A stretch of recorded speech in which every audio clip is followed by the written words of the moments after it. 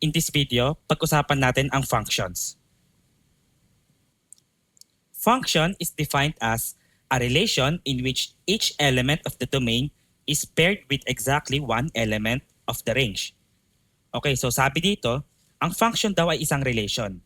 Ang relation na discuss na natin sa previous video, kung hindi nyo pa napapanood, panoorin nyo. So, ang function daw ay isang relation, pero meron siyang requirement.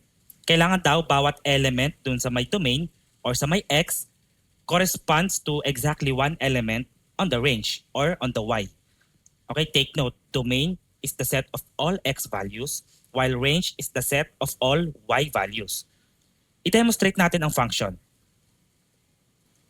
Halimbawa, consider natin tong tatlong relations na nasa board ngayon. Relations 1, 2, and 3. Mag-start tayo kay relation 1. Kung i-observe natin itong relation 1, bawat value sa x corresponds to exactly one value sa y. See? At makikita naman yan or emphasize naman yan ng arrows. So ibig sabihin, each element of the domain or each element of the x corresponds to exactly one element on the y. Therefore, ito ay isang function. Also, dahil bawat isang x element ay may isang unique corresponding element sa y, ibig sabihin bawat x talaga may unique partner siya sa y, this is called one-to-one function. Okay?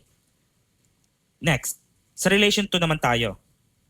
This time, kung titignan natin yung isang element sa x, which is 3, corresponding siya sa two y values, 4 and 5. And this violate the function definition.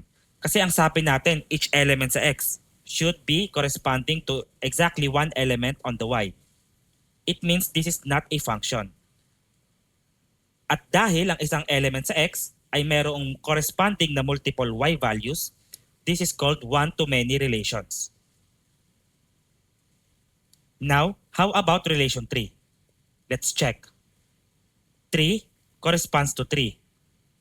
4 corresponds to 8. So that's good so far. However, kung titignan natin, itong 7 at saka 9, they correspond to the same y value, 5. So if I ask you, is it a function or not? The answer is yes. Kasi kahit na nag-sharing sila ng y value, still, the definition of function is not violated. Each element of the domain, ito, yan yun, no? Each element of the domain is paired with exactly one element of the range. So still, na-obey niya yung definition. Although same sila ng corresponding element sa may range, okay lang. Ang hindi pa pwede, itong relation 2. Yung element mo sa x, dalawa ang corresponding y values niya, hindi pwede yon. Pero okay lang kung yung multiple x's ay may same corresponding y values. Okay lang yon. Therefore, itong relation 3 ay tinatawag natin na many-to-one function.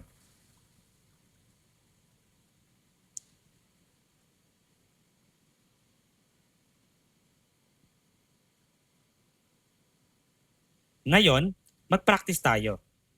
Determine if the following relation is a function. Meron tayong tatlong relation sa board. Mag-start tayo kay relation 1. And it is a mapping diagram. Kung susuriin naman natin, bawat element sa may x corresponds to exactly one element sa may y. Dito sa may negative 1 and 1, corresponding sila sa same value ng y. So it means hindi ito one-to-one function, but it is a many-to-one function. Still a function. Next, relation 2. Function ba yan o hindi? Kung mapapansin natin, yung isang element sa x, itong 2, nagko-correspond siya sa may 5. However, ganun din to. May 2 rin tayo rito, corresponding siya sa 4. And huwag kayong magkakamali. May dalawang 2 sa ating x column, however, iisa lang yan, okay? Hindi yan magkaiba. Nakaseparate lang siya kasi nga dalawa ang corresponding y values niya. And that violates the definition of function. So, ibig sabihin, this is not a function. Next, how about relation 3? Function ba yan or not? Ang technique lang dito, kapag nauulit yung x, hindi na yun function. Kagaya nito sa may relation 2. naulit yung x natin, tapos magkaiba yung y values. So hindi na yan function. Ganon din dito sa relation 3. Yung 3 natin naulit pero magkaiba yung y values, isang 6, isang 7. It means hindi rin ito function. So ganun lang kasimple.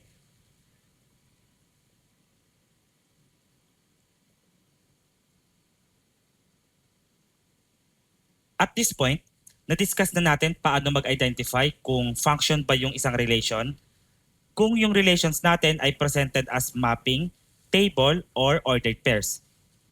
Pero papaano kung ang ating relation ay presented as a graph? So paano ang ating gagawin doon? Well, let me introduce to you the vertical line test. Vertical line test says that if one or more vertical lines drawn intersect the graph more than once, the relation is not a function. Blah blah blah. So para mas malinaw, i-discuss natin siya while solving an example problem. Let us consider this relation A presented as a graph on the board. Meron tayong parabolic graph dyan. The question is, function ba to o hindi? Dito natin i-apply yung vertical line test. Ang sabi kasi ng vertical line test, kapag nag-draw daw tayo ng vertical lines or yung mga patayong lines, kapag daw yung isa doon nag-intersect sa may graph more than once, it means yung relation ay hindi function. So kung magdodrawing tayo ng vertical lines on top of our graph, mapapansin natin na bawat vertical lines ay nag-intersect lang sa graph at exactly 1 point. 1 point, 1 point. So ang ibig sabihin nito, pasado siya. So this is a function.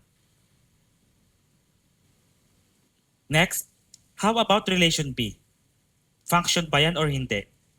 Check natin by using vertical line test. Kapag nag-draw tayo ng vertical lines on top of the graph, meron tayong vertical lines na nag-intersect sa ating graph more than once. See? Ang ibig sabihin niyan, hindi niya naipasa yung vertical line test. So this relation B is not a function.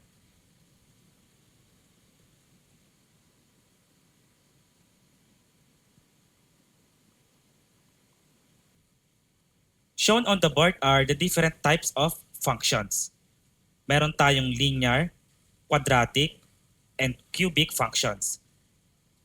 Ang basic form ng linear equation ay y equal x.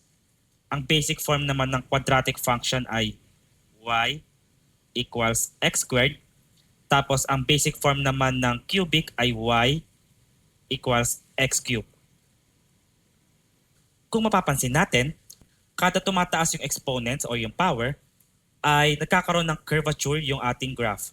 Sa linear function, ang ating power or ang ating degree ay 1. Kaya meron lang tayong straight line. Sa quadratic, ang ating degree ay 2.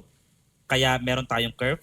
Tapos sa cubic, 3, mas curve pa siya. But that's how the pattern of functions goes.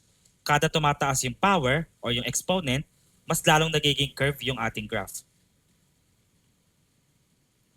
And kung hindi kayo sure, pwede nyo ma-check yan by vertical line test.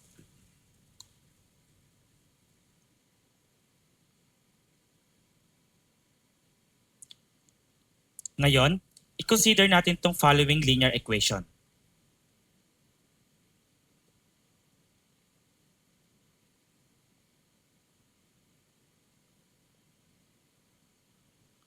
Alright? Y equals 3x minus 8. So itong equation na to ay merong degree na 1. Kasi ang power ng ating x dito ay 1. And ang sabi natin kanina, kapag ang degree or power ay 1, we have a linear function. And dahil this is a linear function, we can say that y is a function of x. And function is usually denoted by the symbol f. Kaya itong y, usually pinapalitan ito ng f of x. So it goes like this. The function of x is equal to the expression 3x minus 8. Again, y is a function of x. Kaya itong y, pinalitan natin ng function of x. So kapag nakakakita kayo ng ganyan, it is interchangeable with the variable y. Same lang yan sila. Okay, explain natin yan. Ganito kasi ang function.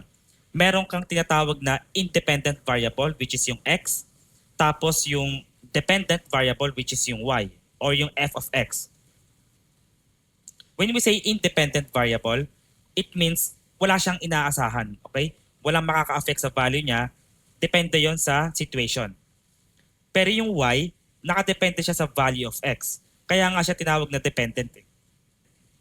So para hindi kayo malito, you can treat x and y like cause and effect. Yung ating x or yung independent variable, siya yung cause. Tapos yung y or yung dependent variable, siya yung effect. Yung x ang nagkakos para magkaroon tayo ng y, not the other way around. X can exist without y, but y cannot exist without x. Ganun lang siya. And para mas malinawan pa tayo, mag-solve tayo ng ilang example problems.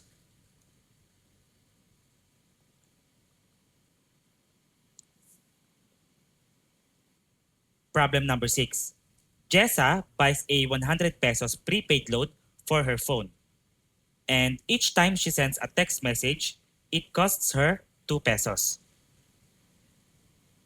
Itong situation na to, napakasimple lang niya. Ginagawa rin natin yan, magpapaload din tayo. Pero hindi tayo aware na function na yung ginagawa natin. And para ma-analyze natin to, unang-unang gagawin, kailangan natin ma-identify yung independent saka dependent variables natin. Ang ating independent variable dito ay yung number of text messages. So we will let x be the number of messages sent. Tapos yung ating y or yung ating dependent variable ay yung amount ng load na natira. Therefore, let y be the amount of load left. Part A. Write the function that describe the situation. So meron na tayong variables x and y. Ngayon, balik tayo sa ating main problem or main situation. Ang sabi, si Jessa daw ay bumili ng 100 pesos prepaid load. Tapos kada nag-send siya ng text, nababawasan yung load niya ng 2 pesos. So dahil ang y ay yung amount ng load left, we can say that y, right here, is equal to, ang initial na amount ng load ay 100. Tapos magbabawas tayo ngayon, minus, ang cost per text message ay 2 pesos. So minus 2 times kung ilan man messages yung sinend niya. Ito yon yung x, the number of messages sent. Therefore, times x. And ayan na yung ating function. Part B. How much load will be left if she sent 30 text messages? So ngayon, may additional situation tayo. May katuloy na yung kwento natin. Nag-send daw si Jessa ng 30 text messages. Ang tanong, ilang amount na lang daw ng load yung natira. So gagamitin natin yung ating function. Itong y equals 100 minus 2x. So kopyahin ko. Y equals 100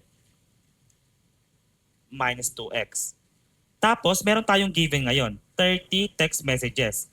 Ayan yung x, di ba? So ibig sabihin, given tayo ng ating x value. So x is equal to 30. Ngayon, kailangan natin malaman yung how much load. So, yung y. Kasi y is the amount of load left.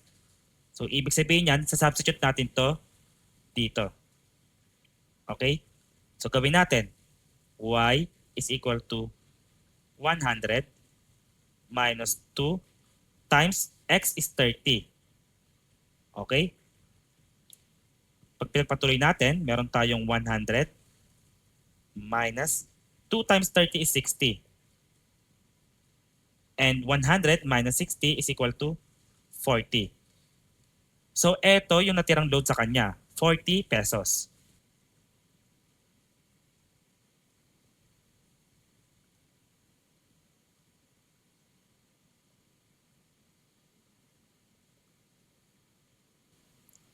Problem number 7. Miko decides to save 200 pesos every week from his allowance. He starts with 500 pesos already in his savings account. Part A. Write the function that represent the situation. Okay. So yung ating independent variable dito, yung x, ay yung number of weeks. Okay? Kasi nag-iipon daw siya ng 200 pesos per week. So, depende kay Miko yon kung hanggang kailan siya mag-iipon. Kaya independent variable yon, X yon. Therefore, let X be the number of weeks. Tapos, kung ilang weeks siya nag-ipon, kung ilan yung X na yon, ayun ang makakaapekto sa kanyang total savings. At yung total savings, ayun yung ating dependent variable. So, let Y be the amount of money saved in total. Alright? So, ang function natin ganito. Yung kanyang total savings na Y, equal yan kay 500. Kasi meron na siyang initial na ipon na 500 eh. So, dadagdagan na lang natin yan. So, plus, nakakaipon daw siya ng 200 pesos every week. So, that's 200 times kung ilang weeks man siya nag-ipon. And that's X. So, times X. And eto na yung ating function. Part B. How much money in total does he get by the 4th week? Okay, so gagamitin na natin yung ating equation. Kopyahin ko lang. Y equals 500 plus 200x. And ang sabi, ilan daw ang may ipon or savings ni Miko by the 4th week. So binigyan tayo ng number of weeks. So x is equal to 4. And ang gagawin lang natin, substitute lang natin yan dito sa may x. Tapos malalaman na natin yung value ng ating savings, y. Okay? So gawin natin. Y is equal to 500 plus 200 times 4. Okay? So 500 y plus 200 times 4, that is 800. And 500 plus 800, that's equal to 1,300. So ayan yung total amount na na-save ni Miko by the 4th week.